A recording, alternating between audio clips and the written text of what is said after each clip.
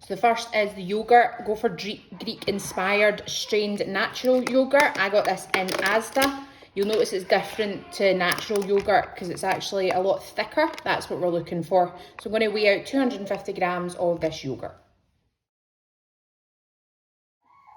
I then want you to measure 50 mils of lemon juice and 50 mils of olive oil. So that's 100 mils in total.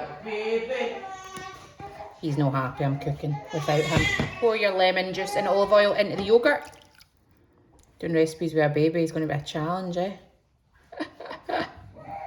When you add a tablespoon, he's keeping those big cries for when I'm recording.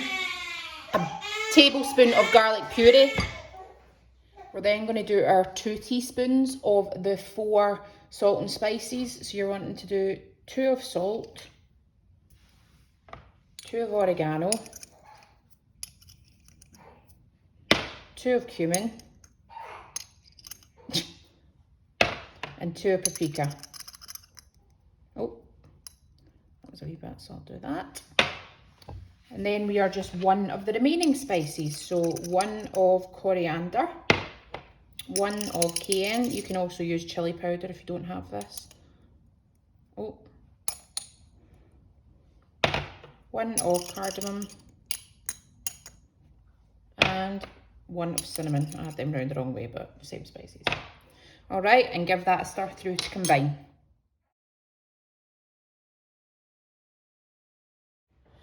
Once you've combined everything, we're just going to take the chicken thighs, leave them whole, and I just use my hands to open them up, place them in the sauce, and then we're going to mix them through. So open them up just to make sure you're getting the marinade in every little bit of the thigh meat.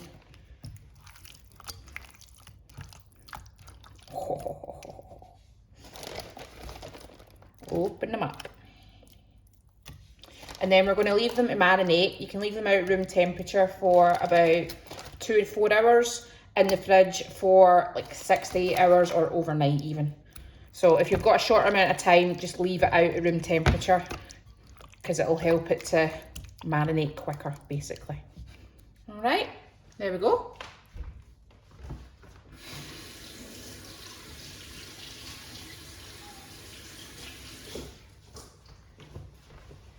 The next stage is important. Basically, we're going to need the full height of your oven, so remove the top 2 trays or put one of the shelves like right down the bottom if you have an issue with burning.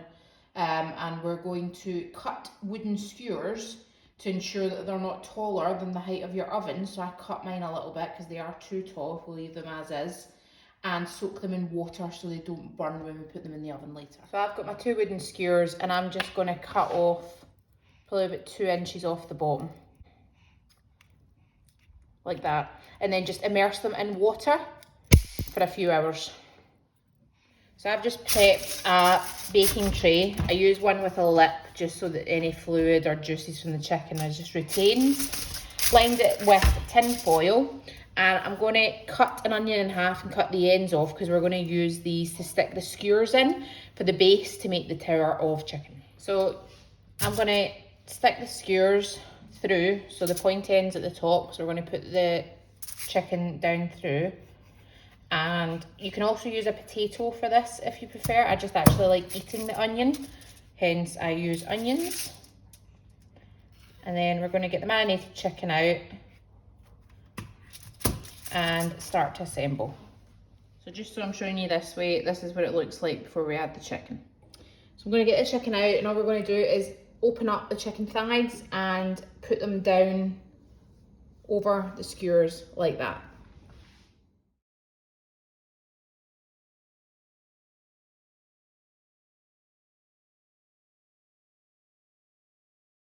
So that's how it looks before we put it into the oven. I'm going to add it to a preheated oven at 200 degrees.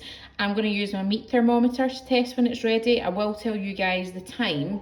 However, we want the chicken to be at 165 degrees Fahrenheit. I prefer to use a meat thermometer just so that it is obviously accurate and we've not overcooked it, because I can't guarantee the thickness, the height, everything, the heat of your oven.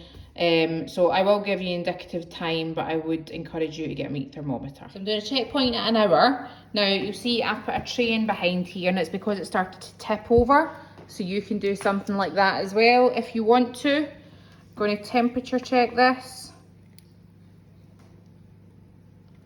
We're about 144 Fahrenheit, we're looking for 165, and that's after an hour. So we'll stick it back in.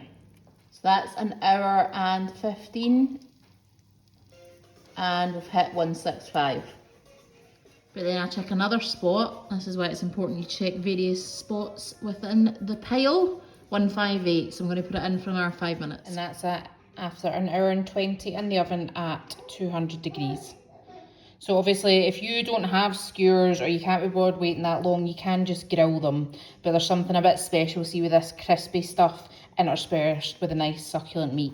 So I'll put suggestions of how you serve it in the caption, but I just wanted to stick this element of the recipe. The other option we have, if you don't have time for like the tower, you don't want the kind of wow factor of the tower, is we can just lay the chicken thighs on a baking tray lined with foil and use the fan grill oven. You can also just oven bake it and then grill it if you want a char. If you're not fussed in the char, you can obviously just oven bake it, but the fan grill option in your oven is perfect for this. So we're going to lay it out and I'll show you what we're going to do.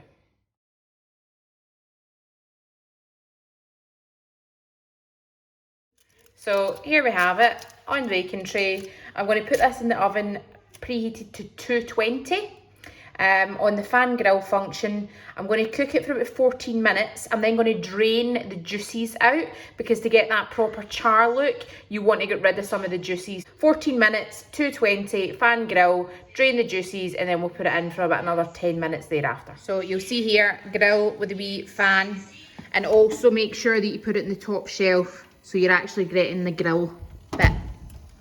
So as you can see, I'm going to drain those juices away. This is after 14 minutes. Drain the juices and put it in for another 10.